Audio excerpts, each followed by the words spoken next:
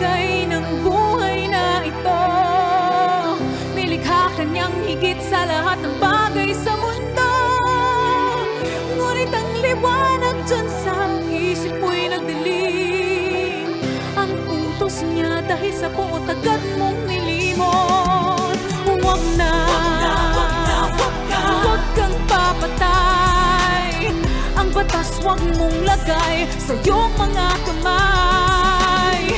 Ang pagpapatawad sana ang laging gabay. Huwag na, huwag kang papatay. Ang pag-ibig, ang matalik na kaibigan mo, pag-aralan, pairalin dyan sa puso mo.